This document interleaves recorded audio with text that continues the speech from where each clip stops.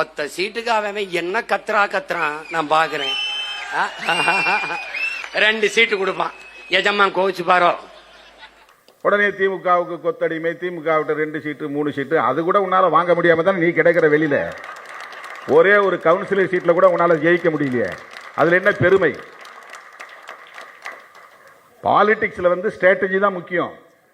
யாரோடு கூட்டணி சேரணும், எப்படி வெற்றி பெறணும், எப்படி அதிகாரத்தை பகிர்ந்து கொள்ளணும் அப்படிங்கறதா ஸ்ட்ராட்டஜி.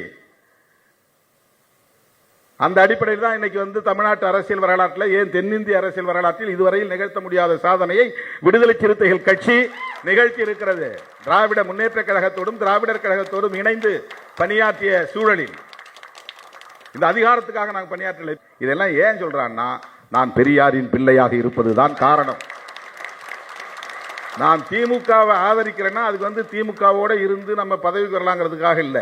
நான் பெரியார் பாசறையில் பயின்றவன் என்பதனால் திமுகவை நான் ஆதரிக்கிறேன். அவ்வளவுதான். Very simple.